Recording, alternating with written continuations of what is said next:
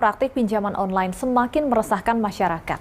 Namun faktanya, kemudahan mengakses uang pinjaman menggunakan jaminan data pribadi ini begitu diminati masyarakat.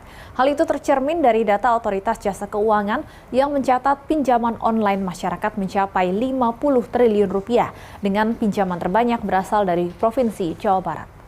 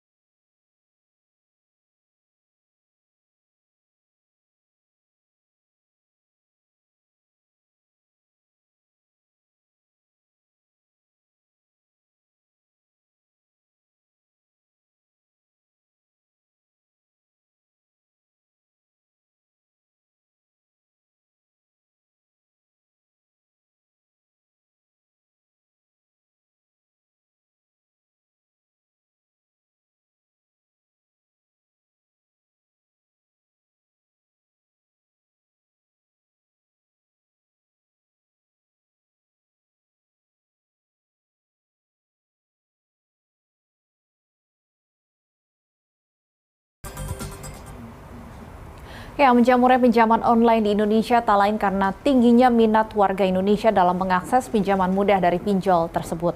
Hal ini juga memicu banyaknya pinjol ilegal yang pada praktiknya malah meresahkan masyarakat. Lantas, bisakah pinjol ini dibatasi? Kita akan bahas bersama anggota Komisi 11 DPR RI, I Gusti Agung Ray Wirajaya. Selamat siang, Pak Ray. Selamat siang. Baik, Pak Ray, berdasarkan data OJK, nilai utang pinjol terus naik, bahkan kini mencapai 50 triliun rupiah. Bagaimana sebaiknya upaya pemerintah menyelamatkan warga dari jeratan pinjol? Kalau saya melihat, ya selama ini OJK sudah banyak berbuat dengan terbentuknya Satgas Waspada Investasi.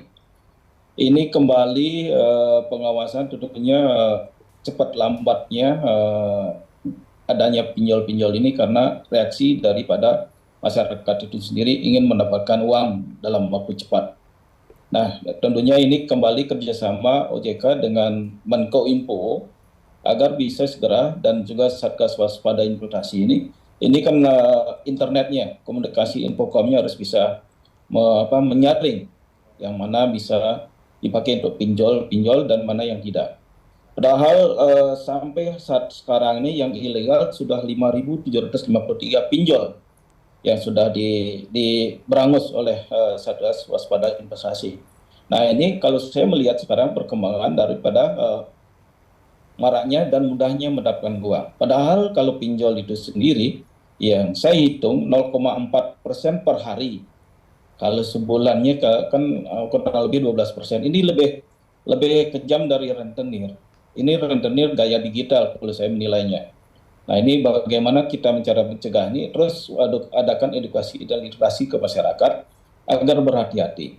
Baik pinjol ilegal maupun pinjol legal, ini mohon kita pantau dengan koordinasi antara pihak dari OJK, Satgas Waspada Investasi dan juga dengan Kemeninfo. Karena internet ini kan mudahnya kita dapat dari Kemeninfo. Dan sekarang ini gaya barunya terus berkembang, mereka bisa di stop kemarin di ilegal ini sudah di stop, tapi dia berubah nama, berubah bentuk, berubah siapa perusahaannya apa. Nah, ini tentunya keinginan daripada pemerintah sangat penting sekali dengan terbukti kemarin adanya imbauan agar pemasaran dalam rangka pemasaran itu saja, tapi tidak langsung bertransaksi terhadap dengan inklusi keuangan itu sendiri. Nah, ini kembali kepada masyarakat itu sendiri. Kalau saya melihat selama ini perkembangannya ini kembali pada masyarakat mendapatkan kemudahan akses keuangan itu sendiri. Dan dalam waktu hitungan detik atau menit mereka sudah menerima langsung ke rekeningnya. Ini menjadi perhatian kita bersama-sama, baik tokoh-tokoh masyarakat di daerah itu sendiri, dimanapun berada, juga ikut serta menyampaikan berhati-hati, karena perhitungan cukup tinggi sekali. Baik, kemudahan dalam Halo. mengakses itu juga yang salah satu yang membuat masyarakat tergoda untuk menggunakan pinjol. Di satu sisi tadi Anda sampaikan perlu ada sosialisasi dan edukasi kepada masyarakat. Di sisi lain, Pak Rey, saat ini kan juga aplikasi atau platform pinjol ini menjamur sekali. Ini kita masih bicara yang legal. Perlukah kemudian pemerintah membatasi aplikasi pinjaman online di Indonesia?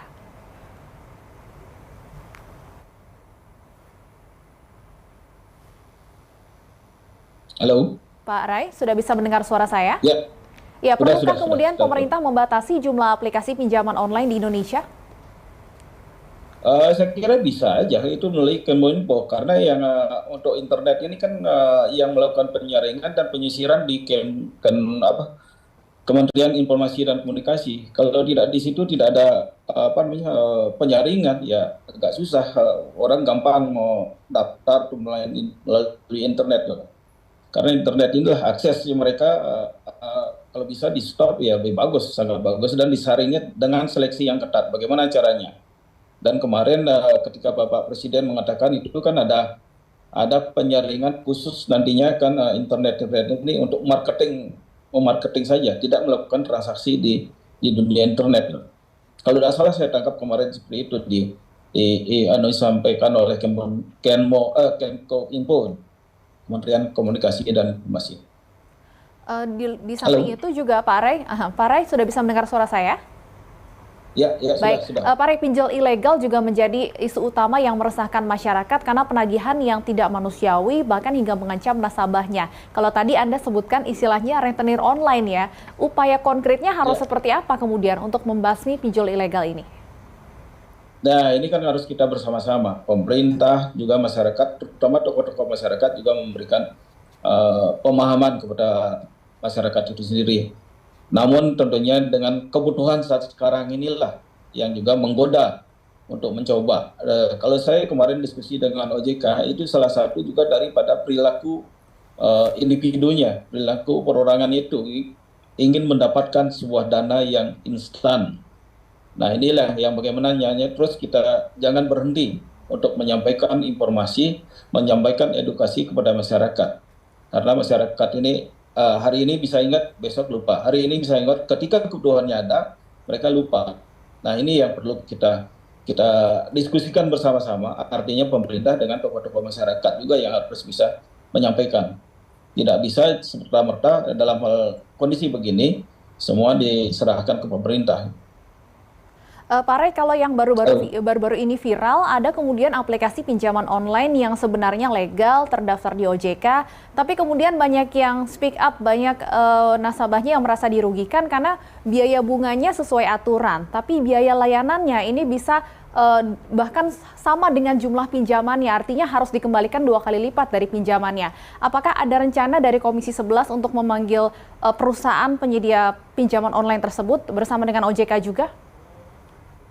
Saya kira dengan maraknya seperti kasus-kasus seperti ini dan juga ada kita lihat nasabah-nasabah pinjol sampai bunuh diri, ketakutan, stres, dan alangkah baiknya kami akan mengundang OJK bersama dengan pinjol-pinjol yang legal, ya.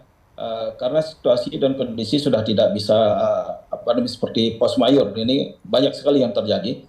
Seperti tadi ditayangkan itu kan luar biasa itu utang-utang, terutama generasi kita yang 19 tahun sampai 25 tahun, 25 tahun sampai 30. Ini kan generasi ya saya kira sekitar, kalau sebaya saya ya pada dulu memang senang lagi meja-meja ngopi itulah. Baik, kita tunggu bersama, Pak Ray, langkah pemerintah harus tegas tentunya dalam membasmi pinjol ilegal, dan bukan hanya ilegal, tapi yang legal pun kalau menyalahi aturan juga harus ditindak tegas. Terima kasih anggota Komisi 11 DPR RI, I Gusti Agung Ray Wirajaya atas waktunya di Berita Satu Siang.